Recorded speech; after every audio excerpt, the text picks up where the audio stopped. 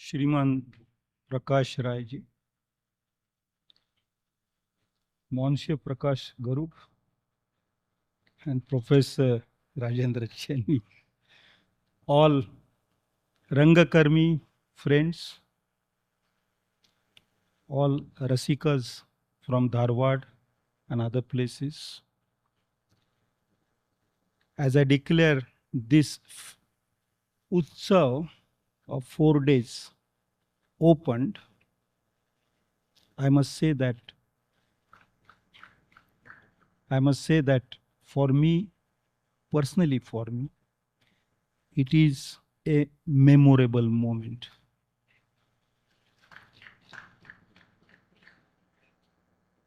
I would like to share with you the joy in my heart and say why I think it is a memorable moment for me. My wife and I, we moved to Dharwad 10 years back after Dr. Kalburgi's assassination in 2015. And we made Dharwad our place. I can say today that Dharwad has made us theirs. And therefore, I am very happy. Thank you.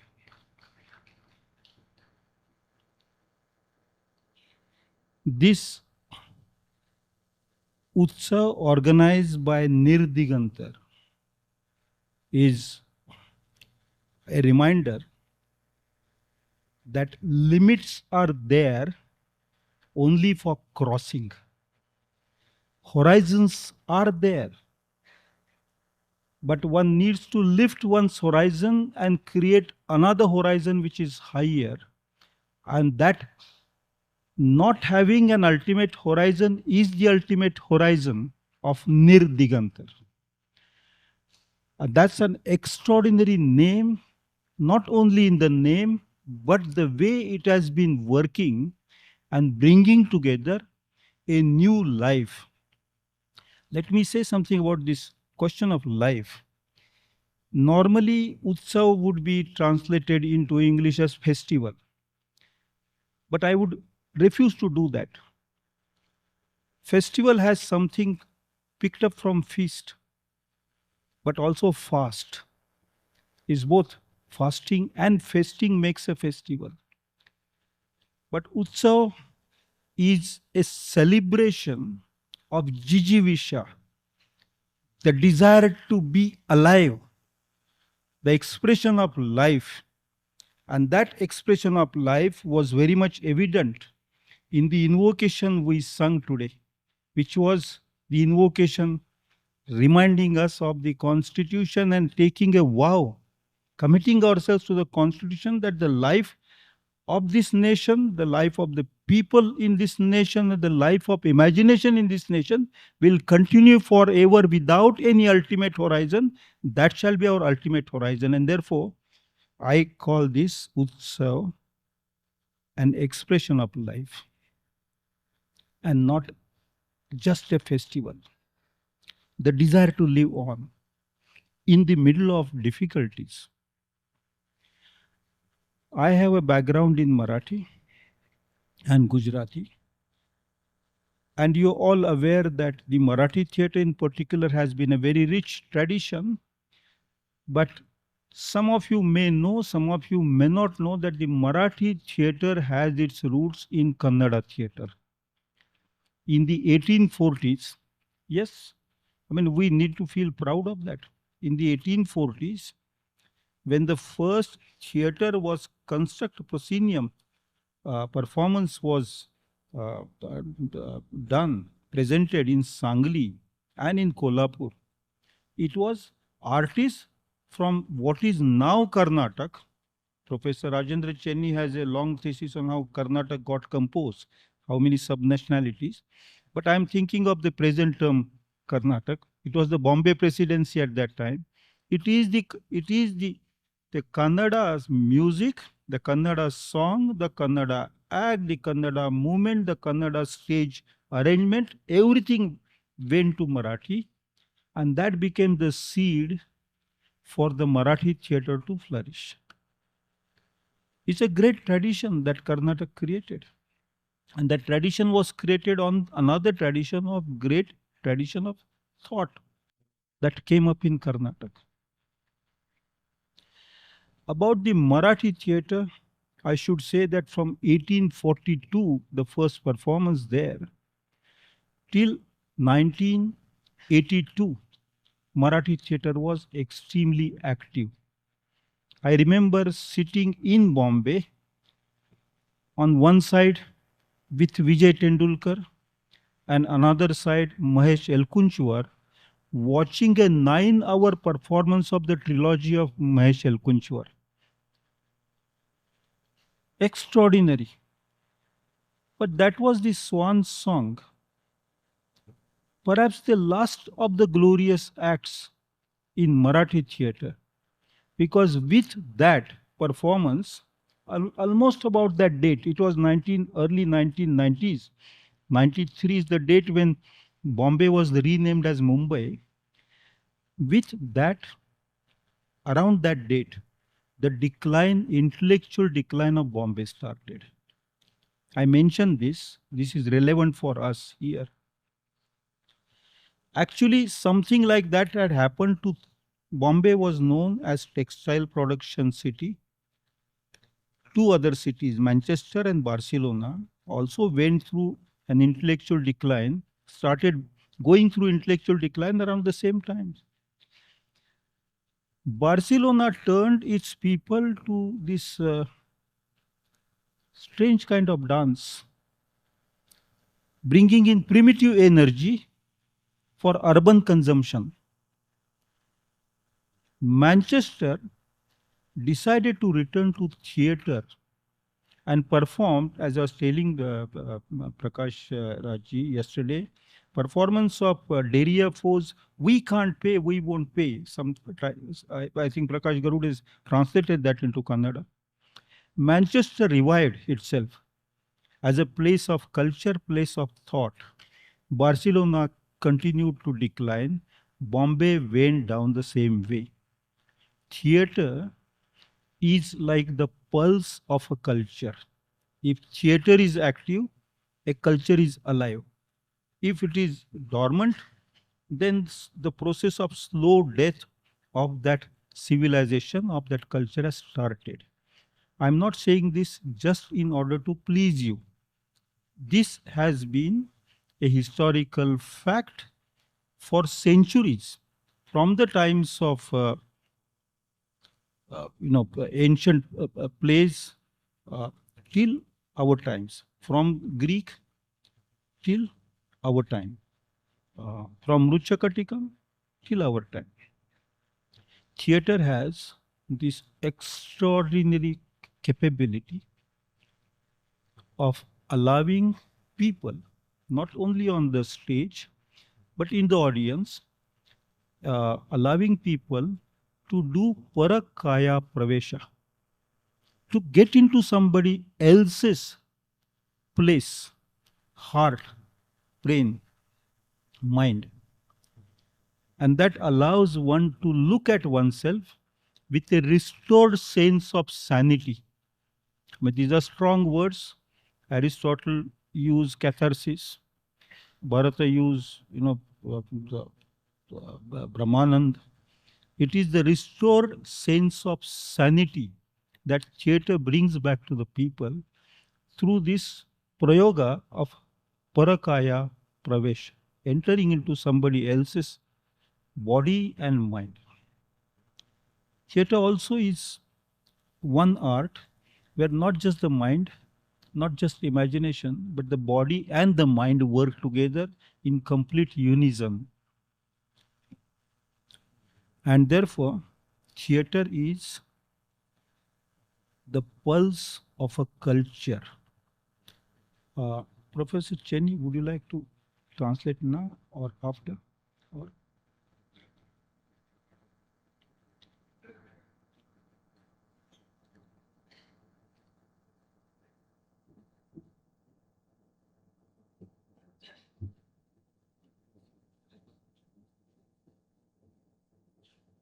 hello?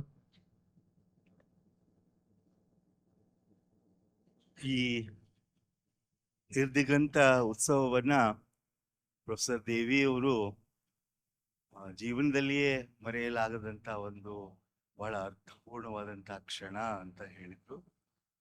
ಇಲ್ಲಿ ಉದ್ಘಾಟನೆ ಮಾಡಕ್ಕೆ ನಾನು ಬಂದಿರೋಕ್ಕಿಂತಲೂ ಹೆಚ್ಚಾಗಿ ನನ್ನ ಮನಸ್ಸಿನಲ್ಲಿದ್ದಂಥ ಸಂತಸವನ್ನ ನಿಮ್ಮ ಎದುರಿಗೆ ಹಂಚಿಕೊಳ್ಳೋದಕ್ಕೆ ನಾನು ಬಂದಿದ್ದೀನಿ ಅಂತ ಹೇಳಿದ್ರು. ಅವರು ನೆನಪು ಮಾಡಿಕೊಂಡ್ರು, ಅವರು ಅವರ ಪತ್ನಿಯವರ ಜೊತೆಗೆ ಧಾರವಾಡಕ್ಕೆ ಬಂದು ನೆಲೆಸಿದ್ದು ಬಹಳ ವಿಷಾದದ ಒಂದು ಸಂದರ್ಭದಲ್ಲಿ. ಪ್ರೊಫೆಸರ್ ಕಲಬುರ್ಗಿ ಅವರ ಹತ್ಯೆ ಆದ್ಮೇಲೆ ಅದೇ ಹೊತ್ತಿಗೆ ದೇವಿಯವರು ದಕ್ಷಿಣಾಯಣ ಅಂತ ಫ್ಯಾಸಿಸಂ ವಿರುದ್ಧದ ಲೇಖಕರ ಸಂಘಟನೆಯನ್ನ ಕಟ್ತಾ ಇದ್ರು. ಅವ್ರು ಇಲ್ಲಿ ಬಂದಾಗ ಭಾಷಣದಲ್ಲಿ ದೇವಿಯವರು ಹೇಳಿದ್ರು, ಹೇಗೆ ಅನ್ನಿಸ್ತು ಅಂತಂದ್ರೆ, ಅವರು ಧಾರವಾಡಕ್ಕೆ ಬಂದ್ರು ಅನ್ನೋಕ್ಕಿಂತಲೂ ಧಾರವಾಡ ಅವರನ್ನ ತನ್ನವರನ್ನಾಗಿ ಮಾಡಿಕೊಳ್ತು, ಅಷ್ಟು ಪ್ರೀತಿಯನ್ನ ಕೊಡ್ತು ಅನ್ನೋ ಮಾತನ್ನ ಹೇಳಿದ್ರು. ಇಂಗ್ಲಿಷ್ನಲ್ಲಿ ಈ ಫೆಸ್ಟಿವಲ್ ಅಂತ ಇಂಥ ಸಂದರ್ಭಗಳಿಗೆ ಬಳಸ್ತಾರೆ, ಅದು ನನಗೆ ಇಷ್ಟ ಇಲ್ಲ ಅಂತ ಅಂದ್ರು ಅವರು. ಯಾಕೆಂದ್ರೆ ಫೆಸ್ಟಿವಲ್ ಪದದ ಒಳಗೆ ಹೋಗಿ ನೋಡಿದ್ರೆ ಅದರಲ್ಲಿ ಫಾಸ್ಟಿಂಗ್, ಉಪವಾಸ, ಮತ್ತು ಫೀಸ್ಟಿಂಗ್ ಇವೆರಡು ಸೇರ್ಕೊಂಡಿರ್ತವೆ. ಆದರೆ ಉತ್ಸವ ಅನ್ನೋದು ಅವ್ರ ದೃಷ್ಟಿನಲ್ಲಿ ಅದು ಬಹಳ ಮುಖ್ಯವಾಗಿ ಹೇಳಿದ್ರು. ಡಿಸೈರ್ ಫಾರ್ ಲೈಫ್ ಅಂತ, ಬದುಕು ಅನ್ನೋದು, ಜೀವನ ಅನ್ನೋದು ಕೊನೆ ಇಲ್ಲದೆ ಅದು ಸಾಕ್ತಾನೇ ಇರಬೇಕು ಅನ್ನೋಂಥ ಎಲ್ಲ ಮನುಷ್ಯ ಜೀವಿಗಳ ಒಳಗೆ ಇರುವ ಆಸೆ ಏನಿದೆಯೋ ಆ ಒಂದು ಮಹದಾಸೆಗೆ ಒಂದು ಅಭಿವ್ಯಕ್ತಿಯಾಗಿರೋದೇ ಉತ್ಸವ ಅಂತ ನಾವು ಹೇಳಬೇಕು ಅನ್ನೋ ಮಾತನ್ನು ಅವರು ಹೇಳಿದ್ರು. ಆ ನಂತರ ಇದು ಒಂದು ರೀತಿಯಲ್ಲಿ ಎಕ್ಸ್ಪ್ರೆಷನ್ ಆಫ್ ಲೈಫ್ ಅಂತ ಕೂಡ ಹೇಳಿದ್ರು.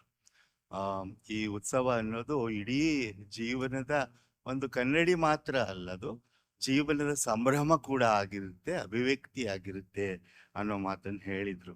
ಆ ನಂತರ ಅವರು ಮರಾಠಿ ಕನ್ನಡಗಳ ಸಂಬಂಧವನ್ನ ಒಂದು ಉದಾಹರಣೆಯ ಮೂಲಕ ಹೇಳಿದ್ರು. 1842ರಲ್ಲಿ, ಅದೆಲ್ಲರಿಗೂ ನಿಮ್ಗೆ ಗೊತ್ತಿರೋ ವಿಷಯ, ಕರ್ಕಿ ಎನ್ನುವಂತ ಒಂದು ಊರಿನಿಂದ ಹೋಗಿ ಯಕ್ಷಗಾನದ ಪ್ರದರ್ಶನವನ್ನ ಸಾಂಗ್ಲಿಯಲ್ಲಿ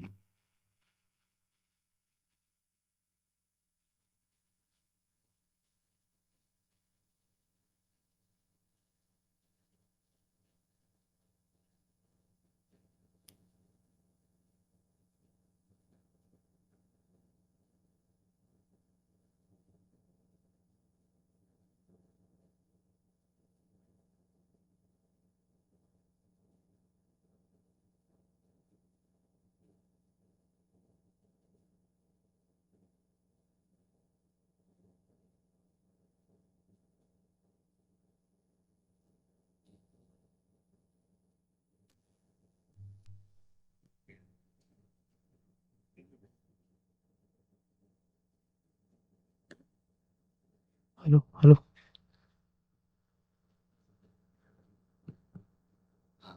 ಉಚ್ಛ್ರಾಯದ ಕಾಲ ಅಂತ ಹೇಳಿದ್ರು. ಅವ್ರು ನೆನಪು ಮಾಡ್ಕೊಂಡ್ರು, ಅದು ಅವಾಗ ಹೇಗಿತ್ತು ಅಂತಂದ್ರೆ, ಇಡೀ ಭಾರತದ ಶ್ರೇಷ್ಠ ನಾಟಕಕಾರಾದಂಥ ಒಬ್ಬ ತೆಂಡೂಲ್ಕರ್ ಇರ್ಬೋದು, ಎಲ್ಕುಂಚವಾರ್ ಅವ್ರ ಜೊತೆಗಿದ್ದದನ್ನ ನೆನಪು ಮಾಡ್ಕೊಂಡದ್ ಮಾತ್ರ ಅಲ್ಲ, ಆವತ್ತು ಸುದೀರ್ಘವಾದಂಥ ಒಂದು ನಾಟಕ ಪ್ರದರ್ಶನದ ನಂತರ ಪ್ರಾಯಶಃ ಮುಂಬಯಿಯ ವೈಚಾರಿಕವಾದಂಥ ಒಂದು ಇಳಿಗಾಲ ಆರಂಭವಾಯಿತು ಅನ್ನೋ ಮಾತನ್ನ ಅವರು ಹೇಳಿದ್ದಾರೆ. ಒಂದು ಒಳ್ಳೆಯ ಉದಾಹರಣೆಯನ್ನು ಕೂಡ ಅವರು ಕೊಟ್ಟರು. ಮ್ಯಾಂಚೆಸ್ಟರ್ ನಮ್ಮೆಲ್ಲರಿಗೂ ಗೊತ್ತಿರೋ ಹಾಗೆ ಅದು ಟೆಕ್ಸ್ಟೈಲ್ ಉದ್ದಿಮೆಯ ಒಂದು ಇಡೀ ಜಗತ್ತಿಗೇನೆ ಅದು ಕೇಂದ್ರ ಆಗಿತ್ತು. ಎಷ್ಟು ಮಟ್ಟಿಗೆ ಅಂತಂದ್ರೆ ಅದು ನಮ್ಮ ಭಾರತದ ಆರ್ಥಿಕತೆಯನ್ನು ಹಾಳು ಮಾಡ್ತು. ಮಾಂಜರ್ಪಾಟ್ ಅಂತ ಧಾರವಾಡದಲ್ಲಿ ಆ ಬಟ್ಟೆ ಕರೀತಾ ಇದ್ರು, ಅಲ್ಲಿಂದ ಬಂತಾ ಇತ್ತ ಇಲ್ಲಿ ಮಾರ್ಕೆಟಿಗೆ ಅದು. ಎನಿವೆ, ಅವ್ರೇನ್ ಹೇಳಿದ್ರು ಅಂದ್ರೆ, ಹಾಗಾಗಿ ತನ್ನ ಸಂಸ್ಕೃತಿಯನ್ನ ಕಳೆದುಕೊಂಡಂತ ಮ್ಯಾಂಚೆಸ್ಟರ್ ನಗರ ಮತ್ತೆ ಪುನರುಜ್ಜೀವನ ಮಾಡ್ಕೊಳ್ತು. ಸಂಸ್ಕೃತಿ, ಕಲೆ, ಹಾಡುಗಳ ಮೂಲಕ ಅದು ತನ್ನನ್ನ ಪುನರುತ್ಥಾನ ಮಾಡ್ಕೊಳ್ತು. ಅದು ಪ್ರಾಯಶಃ ಮುಂಬೈಗೆ ಸಾಧ್ಯ ಆಗ್ಲಿಲ್ವೇನೋ ಅನ್ನೋ ಮಾತನ್ನ ಅವರು ಹೇಳಿದ್ರು. ಥಿಯೇಟರ್ ಬಗ್ಗೆ ಹೇಳ್ತಾ, ಇದು ನಾಟಕ ಅನ್ನೋದು ಒಂದು ಸಂಸ್ಕೃತಿಯ ಜೀವಾಳ ಮತ್ತು ಜೀವ ಅನ್ನೋ ಹೇಳಿದ್ರು. ಎಲ್ಲುವರೆಗೂ ನಾಟಕ ಜೀವಂತವಾಗಿರುತ್ತೋ ಆ ಸಂಸ್ಕೃತಿ ಜೀವಂತವಾಗಿರುತ್ತೆ. ನಾಟಕ ಕಳೆಗುಂದಿದ್ರೆ ಅಲ್ಲಿಯ ಸಂಸ್ಕೃತಿನೂ ಉಳಿಯಲ್ಲ ಅನ್ನೋ ಮಾತನ್ನು ಅವರು ಹೇಳಿದರು. ಇದು ಯಾಕೆ ಅನ್ನೋದಕ್ಕೆ ಒಂದು ಕಾರಣ ಅವರು ಸೂಚಿಸಿದ್ರು. ನಾಟಕ ನೋಡುವುದಾಗ್ಲಿ ಅಥವಾ ಅಭಿನಯಿಸೋದಾಗ್ಲಿ ಎರಡೂ ಕೂಡ ಅವು ನಿರೀಕ್ಷೆ ಪಡೋದೇನು ಅಂದರೆ ಪರಕಾಯ ಪ್ರವೇಶವನ್ನ, ನಾನಲ್ಲದ ಇನ್ನೊಬ್ಬನಾಗುವಂಥ ಪರಕಾಯ ಪ್ರವೇಶವೇ ಬಹಳ ಮುಖ್ಯ ಆಗಿರೋದ್ರಿಂದ ಅದರಿಂದ ನಾವು ಕಲಿಯೋದು ಬಹಳ ಇದೆ ಅನ್ನೋದು. ಮತ್ತೆ ಈಗ ಆಗ್ತಾ ಬಂದಿರೋದು ನಾಟಕದ ಪ್ರಾಧಾನ್ಯ ಅನ್ನೋದು ಅದು ಗ್ರೀಕ್ ಕಾಲದಿಂದ ಬಹುಶಃ ಅದರ ಹಿಂದಿನ ಕಾಲದಿಂದಲೂ ಕೂಡ ಬಂದಿರುವಂತ ಒಂದು ಚಾರಿತ್ರಿಕ ಸತ್ಯ ಅಂತ ಹೇಳಿದ್ರು. ಇದು ಅವರ ಮಾತಿನ ಸಾರಾಂಶ. Thank you. I I said I'm absolutely thrilled and delighted. It's a memorable moment for me for another reason. Dharwad is a place which produced one of the world's most notable dramatists. That's Girish Karnad. And Karnad was performed. Of course, Karnataka has so many other major dramatists. Dharwad, the name of Karnad and Dharwad, they are associated all over the world. I mean, what you mentioned Dharwad, you go to a country like Argentina and say Dharwad, people say, is that the place from where Girish Karnad comes? That this is happening in Dharwad makes me happy as it would have made Girish Karnad happy. There is just a addition to that reason. You see, for some time, we have become, by we, I mean people. In Karnataka, people in India, we have got into the habit of losing patience. We're impatient with some other point of view. I'll give a little story. There was a Yiddish, a Jew person named